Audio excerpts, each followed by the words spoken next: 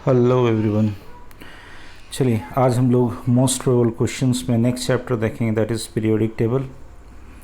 देखिए इसमें पहला क्वेश्चन कहता है विच electronic configuration having highest ionisation energy. तो पहले आयनेशन एनर्जी आपको सबको पता होगा कि मान लो कोई एक एलिमेंट है, इसमें से अगर हम एक इलेक्ट्रॉन अगर निकाल देते हैं तो ये M प्लस कटायन जब बनेगा तो इसमें निकालने में, इलेक्ट्रॉन के निकालने में जितनी एनर्जी की ज़रूरत होती है इसे ही हम क्या कहते हैं, ionisation energy, that is called ionisation energy. फिर से सुनिएगा, जितना अमाउंट ऑफ एनर्जी लगता है वो क्या कहलाता है, आयोनाइजेशन एनर्जी। तो जो सबसे ज़्यादा स्टेबल होगा, तो गौर से देखो हमें पता है P6 फुल फील्ड होता है, P3 हाफ फील्ड होता है। तो यहाँ पे P3 आपको ये भी दिख रहा है और ये भी दिख रहा है, लेकिन गौर से देखो यहाँ पे थर्ड सेल वाला में p ऑर्बिटल हाफ फील्ड है, यहाँ फोर्थ में हाफ फील्ड। तो एक बात बताओ, न्यूक्लियस से इसकी दूरी ज़्यादा है और इसकी दूरी क्या है, कम है। तो थर्ड वाला चूँकि नज़दीक होगा तो इसको न्यूक्लियस ज़्यादा जोर से पकड़े रहेगा, यानी यहाँ से हमें इलेक्ट्रॉन निकालने में एनर्जी ज़्यादा लगेगा। ये क्लियर है कंसेप्ट। फिर से देखिए, दो ऑप्शन मेरा एक जैसा, यहाँ भी हाफ फील्ड, यहाँ भी हाफ फील्ड। अब क्या करोगे, जो न्यूक्लियस से ज़्यादा नज़दीक है वो ज़्यादा स्ट्रांगली बाउंडेड होगा टुवर्ड्स न्यूक्लियस, तो इसमें हमें एनर्जी ज़्यादा लगेंगे for the removal of electrons. Next आते हैं क्वेश्चंस पे। कहता है consider the iso electronic series. Iso electronic series कहता है, ये हम मेरा 4 स्पीसीज दिया हुआ है। तो सब में देखिए इलेक्ट्रॉन कितना होगा, जैसे पोटासियम की बात करोगे तो एटॉमिक नंबर 19, एक प्लस है यानी यहाँ पे कितना हो गया, एक चला गया, यानी 18 इलेक्ट्रॉन, सब में 18 इलेक्ट्रॉन है। तो पूछा रेडियाई इसका किस ऑर्डर में होगा, डिक्रीजिंग ऑर्डर सजाना है आपको। एक बात याद रखिएगा, किसी भी स्पीसीज़ का जब साइज़ निकालना हो तो वहाँ पे एक फार्मूला, कॉमन फार्मूला यूज़ करते हैं, size is inversely proportional to Z by E. Z यहाँ पे क्या है, एटॉमिक नंबर, और ई है यहाँ पे नंबर ऑफ़ इलेक्ट्रॉन्स। तो आइसो इलेक्ट्रॉनिक स्पीसीज़ में चूँकि नंबर ऑफ़ इलेक्ट्रॉन्स तो सेम है, तो अब किसके इन्वर्सली होगा, जेड यानी एटॉमिक नंबर के इन्वर्सली होगा। तो सिंपल सा चीज़ था, इन चारों में सबसे ज़्यादा एटॉमिक नंबर किसका, कैल्शियम का। तो एटॉमिक नंबर ज़्यादा होगा तो साइज़ मेरा कम होगा, यहाँ एटॉमिक नंबर कम है तो साइज़ सबसे ज़्यादा। सिंपल, एक बार निकालिए और बैठाइए। इस तरह के क्वेश्चन में कोई कंफ्यूजन नहीं होना चाहिए। कुछ नहीं, आप एटॉमिक नंबर वहाँ पे लिखिए, क्वेश्चन में वहाँ पे ऑप्शन में, जैसे यहाँ पे देखो ये जो क्वेश्चन था यहीं पे बस आपको मिल गया, आप यहाँ पे लिखते जाओ, इसका एटॉमिक नंबर 19, इसका एटॉमिक नंबर 16, यहाँ 17 और यहाँ क्या है 20। बस कुछ नहीं, इतना आप लिखते चले गए, आपको एक आइडिया मिल गया कि किसका एटॉमिक नंबर कितना है। जिसका एटॉमिक नंबर ज़्यादा है उसका साइज़ सबसे छोटा होगा और जिसका कम है उसका सबसे ज़्यादा बड़ा होगा। बस इस तरह से बैठा दीजिए, आपका ये क्वेश्चंस बन जाएंगे। चलिए नेक्स्ट कहता है the element with positive electron gain enthalpy किसका होगा। एक बात बताओ, इलेक्ट्रॉन गेन एंथैल्पी कहते किसको, जब किसी एलिमेंट को, कहता है एलिमेंट मान लिया ई है, गैस स्टेट में लेते हैं उसको, जब एक इलेक्ट्रॉन जब देते हैं तो इलेक्ट्रॉन देने के बाद वो क्या बना लेगा, अनायन। इस दौरान इलेक्ट्रॉन जुड़ने के दौरान जितना भी एनर्जी रिलीज़ होता है उसे हम क्या कहते हैं, इलेक्ट्रॉन गेन एंथैल्पी। या फिर इलेक्ट्रॉन देने के दौरान जो भी इलेक्ट्रॉन दे या ले, that is called electron gain enthalpy.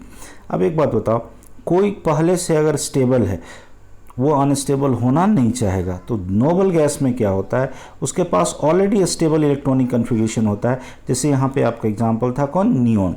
तो नियोन में देखो तो पहले से क्या है 1:2:2p6, यानी कि बाहर में 8 इलेक्ट्रॉन ऑलरेडी अवेलेबल है, तो इसमें इलेक्ट्रॉन लेने का टेंडेंसी नहीं होगा। फिर भी अगर हम ज़बरदस्ती देंगे तो एकदम इसको याद रखो, पॉजिटिव इलेक्ट्रॉन गेन एंथैल्पी किसके लिए होता है, first electron gain enthalpy positive होता है मेरा नोबल गैस के लिए। क्यों, क्योंकि इसका स्टेबल इलेक्ट्रॉनिक कन्फिगरेशन है। फिर भी हम देना चाहेंगे तो वहाँ पे कैसा होगा, इलेक्ट्रॉन गेन एंथैल्पी आपका एक्सोथर्मिक नहीं होकर के कैसा हो जाएगा, इंडोथर्मिक। चलिए अब नेक्स्ट क्वेश्चन की ओर आते हैं। देखिए ईका अल्बेनियम और ईका सिलिकॉन, देखिए जब पीरियड टेबल का डेवलपमेंट हो रहा था तो मेंडलीफ ने जो अपना पीरियड टेबल दिया था तो उस वक्त जितना एलिमेंट पता था उसने उसका डिस्क्रिप्शन दे दिया, उसका पोजीशनिंग डाल दी। उसके बाद कहा था कि फर्दर जो इस ग्रुप में जो कोई भी एलिमेंट आएगा तो अल्मुनियम के नीचे वाले को कहा था ईका अल्मुनियम और सिलिकॉन के नीचे वाले को कहा था सिलिकॉन निकल। तो आज के डेट में मेरा अल्मुनियम के नीचे कौन है, जैसे अल्मुनियम वाला ग्रुप को याद करो, बोरोन, अल्मुनियम और गैलियम। तो अल्मुनियम के नीचे गैलियम और सिलिकॉन के नीचे याद करो कार्बन, सिलिकॉन, जर्मेनियम, यानी सिलिकॉन के नीचे कौन हो गया, जर्मेनियम। तो इस तरह से एक बार केवल समझ जाइए, क्वेश्चन में कुछ है नहीं दम। चलिए नेक्स्ट कहता है 2 एटम्स हुज इलेक्ट्रोनेगेटिविटी दिया हुआ है, ये आपका 2 एटम का इलेक्ट्रोनेगेटिविटी दिया हुआ है। कहता है वो अगर बॉन्ड बनाता तो ये बॉन्ड कैसा होगा, आयनिक कोवैलेंट। तो एक चीज़ पहले इसका थ्योरी को समझो। यहाँ देखो, दो एलिमेंट, अगर मेरा दो एटम अगर इस तरह से कहीं बॉन्ड बनाता है, अगर उसके बीच का इलेक्ट्रोनेगेटिविटी का वैल्यू, अगर मतलब इसके बीच का जो डिफरेंस है इलेक्ट्रोनेगेटिविटी, अगर ये 0 हो जाए तो ये प्योर कोवैलेंट होगा। लेकिन 0 से ज़्यादा 1.7 से अगर कम हो जाए तो ये पोलर कोवैलेंट होगा।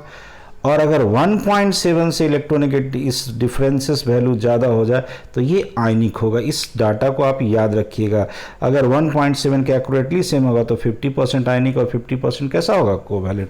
इस चीज़ को आप याद रखिए। एक बार देखिए, मैं जितना भी क्वेश्चन करा रहा हूँ, मैं चाहता हूँ कि just as like crash course type का आप करते चले जाइए, क्रैश कोर्स ही समझ लीजिए। तो थोड़ा सा काइंडली सीरियसली देखिए और सीरियसली मैक्सिमम बच्चों से शेयर कीजिए।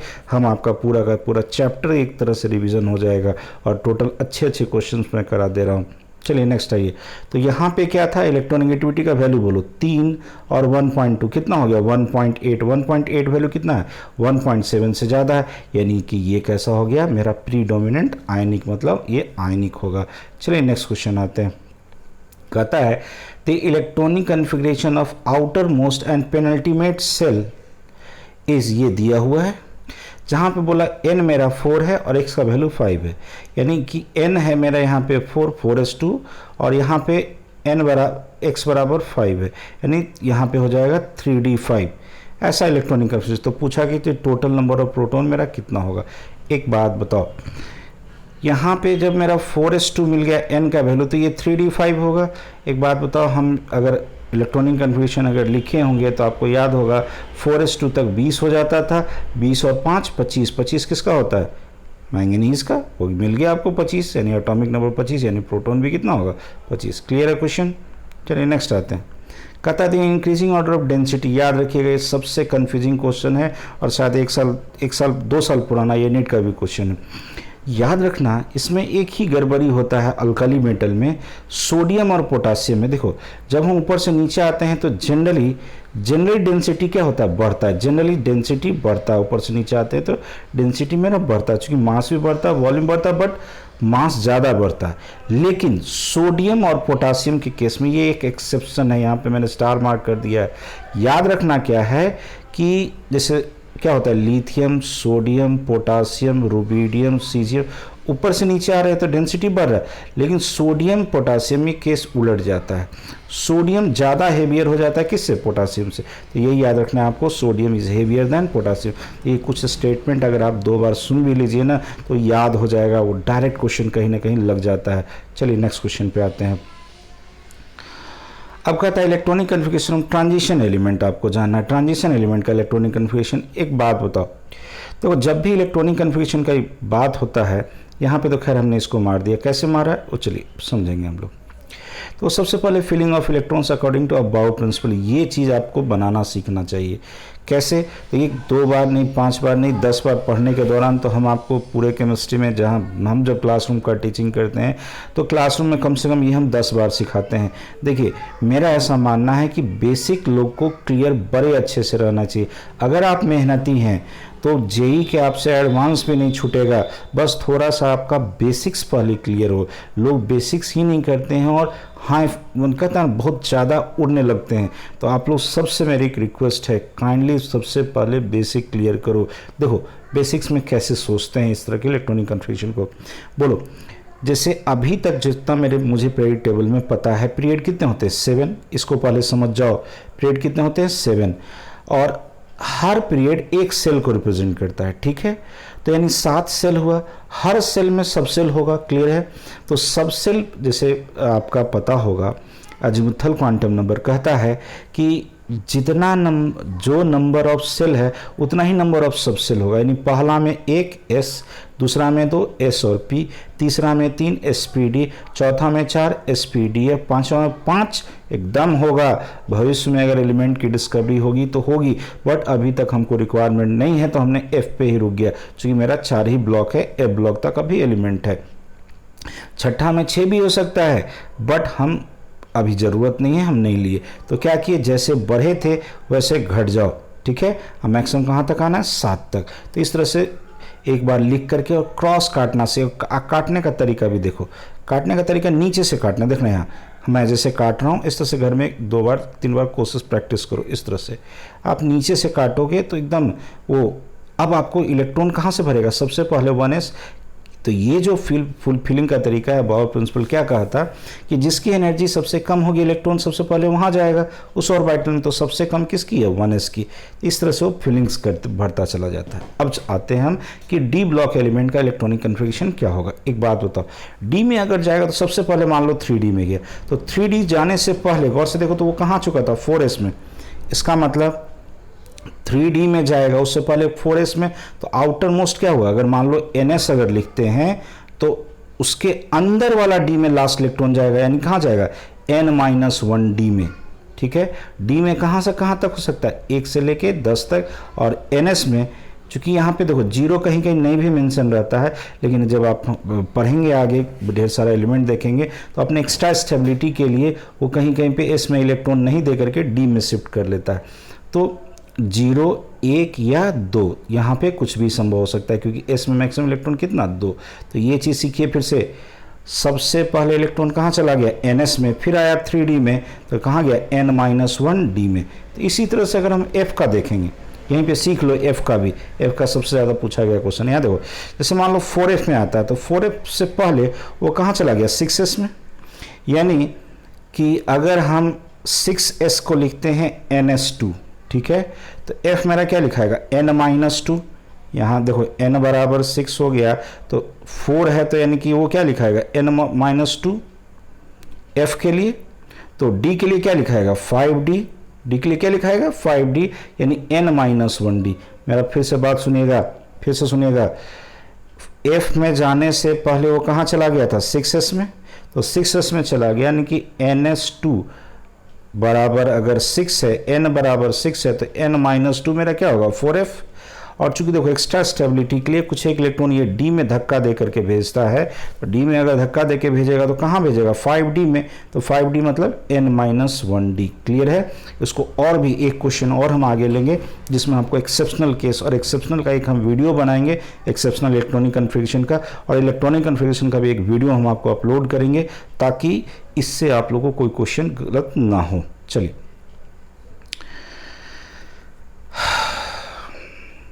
नेक्स्ट देखिए, कहता है the formation of oxide ion first requires एक्सोथर्मी,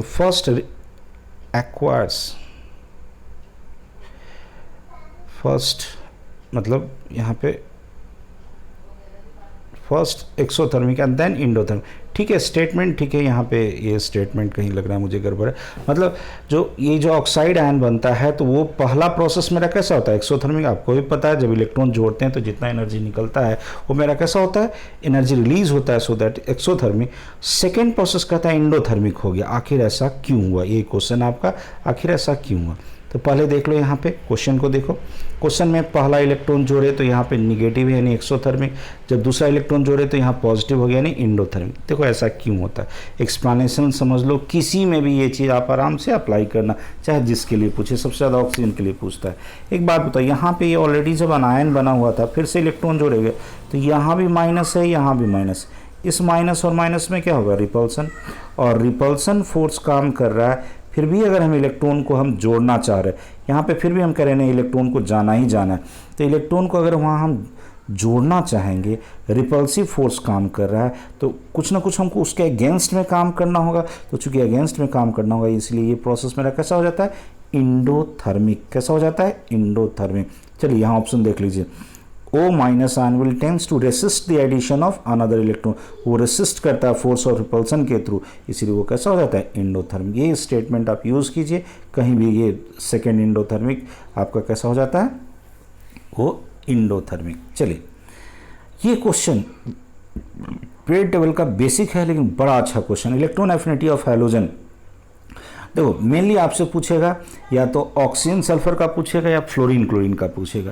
पूरा आपको सीरीज शायद ही पूछता है, सीरीज पूछता भी है तो आप बस इतना याद रखोगे, आपको सबका सब बन जाएगा। यहाँ देखो होता क्या, यहाँ पे होना चाहिए था, जैसे आपको पता है यहाँ देखिए फ्लोरीन, क्लोरीन, ब्रोमीन और नीचे से ऊपर जाते हैं तो बढ़ता है, लेकिन क्लोरीन का इलेक्ट्रॉन एफिनिटी फ्लोरीन से भी ज़्यादा हो जाता है। ऐसा आखिर ऐसा क्यों हुआ? देखिए इसलिए होता है ऐसा क्योंकि यहाँ देखो जब इलेक्ट्रॉनिक कन्फिग्रेशन को अगर आप देखोगे, इलेक्ट्रॉनिक कन्फिग्रेशन को देखोगे तो फ्लोरीन में भी बाहर में 7 इलेक्ट्रॉन, क्लोरीन में भी बाहर में 7 इलेक्ट्रॉन, लेकिन क्लोरीन का चूंकि 3 सेल है तो यहाँ 3 सेल है तो साइज़ बड़ा हो जाएगा तीसरा सेल का, यहाँ 2 ही सेल है तो साइज़ क्या होगा? छोटा होगा। अब एक बात होता है, यहाँ साइज छोटा है, यहाँ भी बाहर में इलेक्ट्रॉन 7 है, यहाँ भी बाहर में इलेक्ट्रॉन 7 है, तो यहाँ पे इलेक्ट्रॉन डेंसिटी कम हो जाएगा। इलेक्ट्रॉन डेंसिटी क्या हो जाएगी? कम, चूँकि अरे एरिया ज़्यादा है ना, और 7 ही इलेक्ट्रॉन है, एरिया ज़्यादा है। यहाँ पे एरिया यहाँ पे कम है और इलेक्ट्रॉन कितना है? 7। ऐसा सोचो, मान लो इतना बड़ा बाउंड्री और 7 आपके पहरेदार है, यहाँ पे बाउंड्री ज़्यादा हो गया, बड़ा हो गया बाउंड्री, और अभी भी 7 ही पहरेदार है, तो यहाँ पे पहरेदार का क्या होगा? जो आपके गार्ड्स होंगे उनके बीच की दूरी ज़्यादा होगी, तो यहाँ पे डेंसिटी क्या हो गया? कम। उस गार्ड को जो गार्ड करने का जो होगा उसकी क्या हो जाएगी? प्रोबेबिलिटी कम हो जाएगी, जबकि यहाँ पे उसकी प्रोबेबिलिटी क्या है? इलेक्ट्रॉन डेंसिटी ज़्यादा है, तो यहाँ पे ज़्यादा रिपल्सन होता है, यहाँ पे रिपल्सन कम होता है। यही रिपल्सन यहाँ जो इलेक्ट्रॉन जो आता है, इससे जो एनर्जी निकलता उसको क्या कर देता है? कम। क्लोरीन का क्या हो जाता है? ज़्यादा हो जाता है। किससे? फ्लोरीन से। इवन द एक्सपेरिमेंटल वैल्यू में देखा है क्लोरीन थोड़ा सा ब्रोमीन से भी ज़्यादा होता है, बट उतना एक्सपेरिमेंटल वैल्यू का आपको मतलब नहीं है। आप बस इतना याद रखिए, फ्लोरीन क्लोरीन में किसका ज़्यादा हो गया? क्लोरीन का। ऐसे ही आप ऑक्सीजन सल्फर में भी आप अप्लाई कर सकते हैं। तो अभी भर के लिए शायद इतना ही क्वेश्चंस। मैं फर्दर आपको कुछ एक क्वेश्चन और इसमें अपडेट करूँगा, और मैं इसमें 2 आपको वीडियो में अपडेट करूँगा अलग से। एक वीडियो में अपडेट करूँगा बोर्ड पे टीच करता हूँ मैं करूँगा एक इलेक्ट्रॉनिक कन्फिग्रेशन, और एक मैं अपडेट करूँगा अभी जस्ट, या आप लोग को जब तक वो वीडियो पहुँचे, आप जब तक वीडियो देखें तब तक वो भी वीडियो आपके पास अवेलेबल रहेगा मेरे ही चैनल पे, जिसमें एक्सेप्शनल इलेक्ट्रॉनिक कन्फिग्रेशन। देखिए एक्सेप्शनल इलेक्ट्रॉनिक कन्फिग्रेशन आप जब भी देखोगे, आप लोग को जैसे रैंडमली याद करा देते हैं, हम आपको प्योर ट्रिक के बेसिस पे और एक एक एलिमेंट का बताएंगे। तो काइंडली हमारे साथ जुड़े रहिए और मैक्सिमम बच्चों के साथ शेयर कीजिए, ठीक है? Okay, thank you.